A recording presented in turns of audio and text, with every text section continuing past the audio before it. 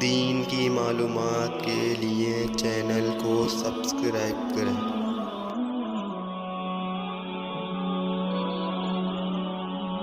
اللہ الرحمن الرحیم۔ ابواب صلاۃ الفطر، فطر کی نماز کا بیان۔ باب ما جاء فی الامر بالفطر والتشدید فیہ، سختی کے ساتھ تاکید کے ساتھ فطر کے پڑھنے کا حکم۔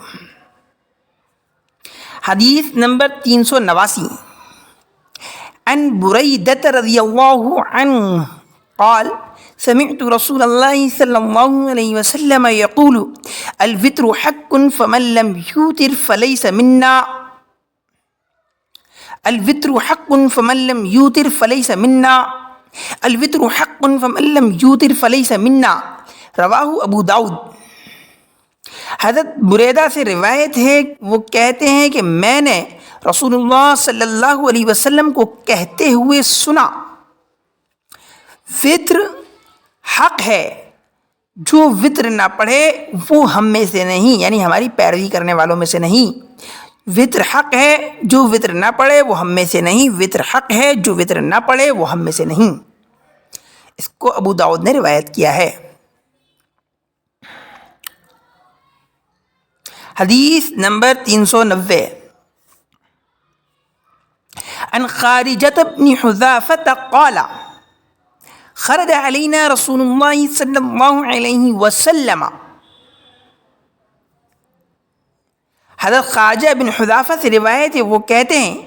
ہمارے سامنے رسول اللہ صلی اللہ علیہ وسلم نکلے، یعنی ہمارے پاس رسول اللہ صلی اللہ علیہ وسلم آئے، وقالا اور فرمایا ان اللہ امدکم بصلاۃ ہی خیر لکم من حمر النعم، الوتر جعلہ اللہ لکم فیما بین صلاۃ العشاء الی ان یطلع الفجر، بے شک اللہ تبارک و تعالیٰ نے ایک نماز کے ذریعے تمہاری مدد کی ہے۔ امد مانے مدد کرنا، کم مانے تمہاری، بے شک اللہ تعالیٰ نے تمہاری ایک نماز کے ذریعے مدد کی ہے جو تمہارے لیے سرخ اونٹوں سے زیادہ بہتر ہے۔ لکم مانے تمہارے لیے، بے شک اللہ نے تمہاری ایک نماز کے ذریعے مدد کی ہے جو تمہارے لیے سرخ اونٹوں سے زیادہ بہتر ہے، اور وہ وطر کی نماز ہے جس کو اللہ تبارک و تعالیٰ نے مقرر کیا ہے تمہارے لیے عشاء کی نماز کے درمیان طلوع فجر تک، یعنی کہ اس کا وقت جو ہے وہ عشاء کی فرض اور سنتیں پڑھنے کے بعد شروع ہوتا ہے اور فجر کی نماز کا وقت شروع ہونے سے پہلے تک رہتا ہے۔ حدیث نمبر 391، عن ابی سعید رضی اللہ عنہ قال قال رسول اللہ صلی اللہ علیہ وسلم، حضرت ابو سعید سے روایت ہے، وہ کہتے ہیں کہ اللہ کے رسول صلی اللہ علیہ وسلم نے ارشاد فرمایا من نام عن الفطر او نسیہ فلیصلی اذا ذکر واستیقظ، جو شخص وطر کی نماز پڑھے بغیر سو گیا یا وطر کی نماز پڑھنا بھول گیا تو جب بھی اس کو یاد آئے یا وہ نیند سے بیدار ہو تو اس کو وطر کی نماز پڑھ لینا چاہیے، یعنی اس کو چھوڑنا درست نہیں ہے، اس کو ہر حال میں پڑھنا ہے۔ حدیث نمبر 392، عن ابن عمر عن النبی صلی اللہ علیہ وسلم قال اجعلوا آخر صلاتکم باللیل وطرا، حضرت ابن عمر سے روایت ہے کہ نبی کریم صلی اللہ علیہ وسلم نے ارشاد فرمایا رات میں اپنی آخری نماز وطر کو بناؤ، یعنی کہ رات کی نماز میں سب سے اخیر میں وطر پڑھو۔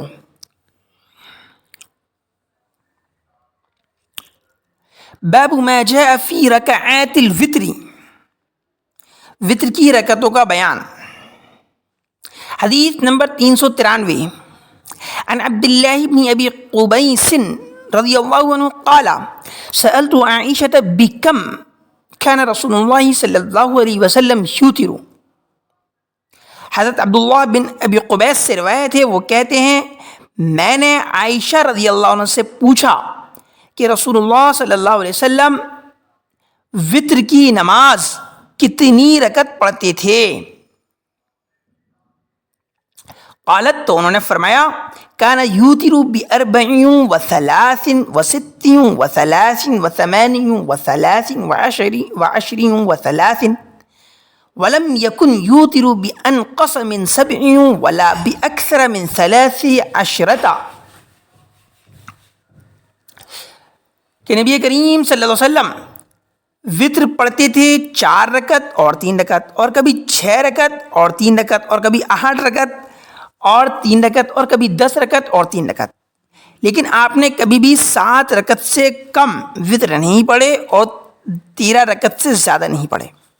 اس حدیث میں 4 رکعت اور 3 رکعت، 6 اور 3 8 اور 3 اس طرح سے اس لیے بیان کیا ہے کہ یہاں 4 رکعت سے مراد اور 6 رکعت سے مراد، 8 رکعت سے مراد، 10 رکعت سے مراد، جس کو انہوں نے الگ سے بیان کیا ہے اور 3 کو الگ سے بیان کیا ہے، تو یہ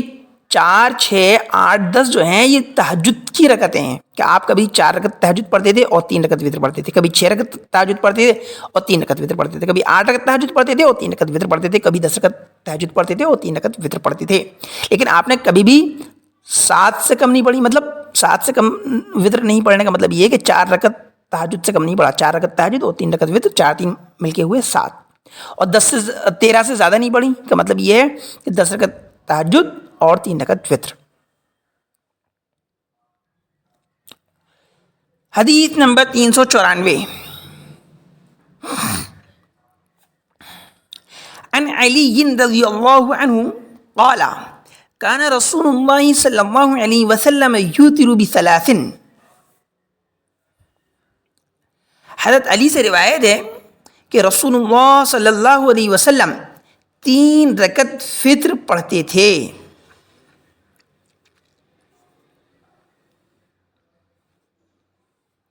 باب ما جاء فی وقت الوتر، وطر کی نماز پڑھنے کے وقت کا بیان، یعنی وطر کی نماز کے وقت کا بیان کہ کس وقت وطر کی نماز پڑھنی ہے۔ حدیث نمبر 395 عن ابی سعید الخدری رضی اللہ عنہ قال قال رسول اللہ صلی اللہ علیہ وسلم اوتروا قبل ان تصبحوا، رواہ مسلم والترمذی والنسائی وابن ماجہ۔ حضرت ابو سعید خدری رضی اللہ عنہ سے روایت ہے، وہ کہتے ہیں کہ رسول اللہ صلی اللہ علیہ وسلم نے ارشاد فرمایا وطر پڑھو صبح ہونے سے پہلے، یعنی کہ فجر کی نماز کا وقت شروع ہونے سے پہلے پہلے وطر پڑھنا ہے، فجر کی نماز کے بعد نہیں۔ وطر کا جو وقت ہے وہ فجر کی نماز کا وقت شروع ہونے تک ہے۔ حدیث نمبر 396 عن جابر رضی اللہ عنہ قال، حضرت جابر رضی اللہ عنہ سے روایت ہے، وہ کہتے ہیں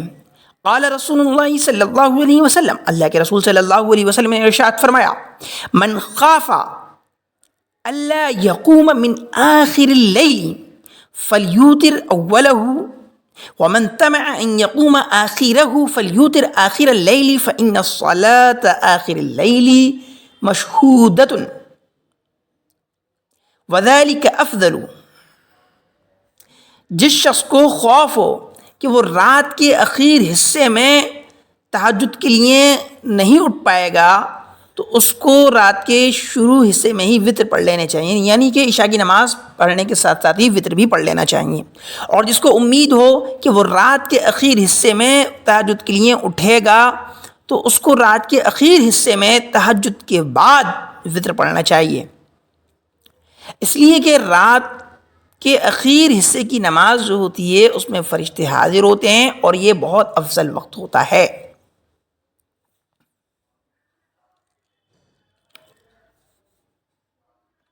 حدیث نمبر 397 عن عائشة رضی اللہ عنہا قالت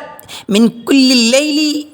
اوتر رسول اللہ صلی اللہ علیہ وسلم من اول اللیل وأوسطه وآخره وانتهى وتره إلى السحر متفق علیہ۔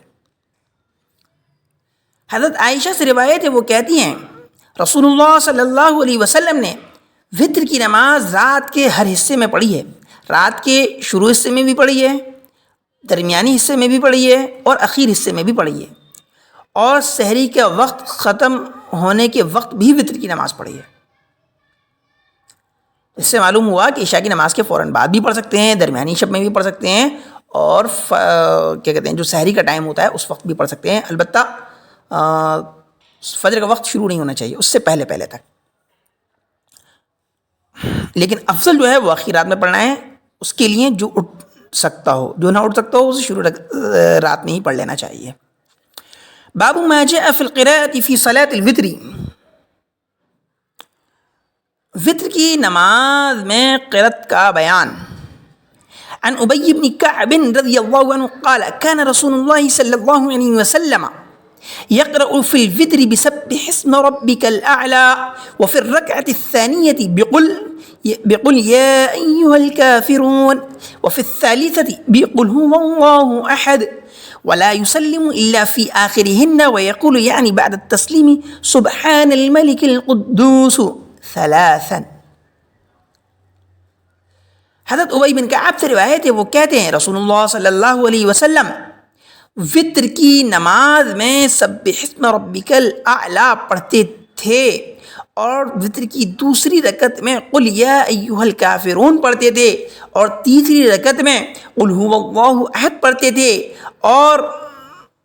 سلام نہیں پھیرتے تھے مگر اخیر میں، یعنی کہ تینوں رکعتیں ایک سلام سے پڑھتے تھے. ایسے نہیں 2 رکعت پڑھ لیں، سلام پھیر دیا، پھر اس کے بعد 1 رکعت پڑھی، اور سلام پھیرنے کے بعد کہتے تھے سبحان الملک القدوس، پاک ہے وہ بادشاہ جو قابل تقدیس ہے. یہ جملہ آپ سبحان الملک القدوس 3 مرتبہ کہتے تھے. رواہ النسائی سے امام نسائی نے روایت کیا ہے.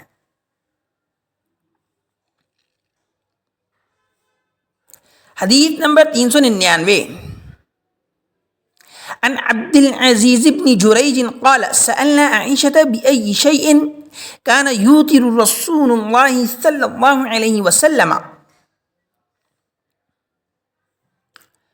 حضرت عبد العزیز بن جریج سے روایت ہے، وہ کہتے ہیں ہم نے حضرت عائشہ رضی اللہ عنہ سے پوچھا کہ رسول اللہ صلی اللہ علیہ وسلم کس چیز کے ذریعے وطر پڑھتے تھے، مطلب یہ ہے کہ وطر میں کون کون سی صورتیں پڑھتے تھے. قالت حضرت عائشہ نے فرمایا كان يقرأ في الأولى بسبح اسم ربك الأعلى وفي الثانية بقل يا أيها الكافرون وفي الثالثة بقل هو الله أحد والمعوذتين. حضرت عائشہ نے فرمایا کہ آپ پڑھتے تھے پہلی رکعت میں سبح اسم ربک الاعلی، اور دوسری رکعت میں قل یا ایھا الکافرون، اور تیسری رکعت میں قل ھو اللہ احد اور معوذتین. معوذتین سے مراد ہے قل اعوذ برب الفلق اور قل اعوذ برب الناس.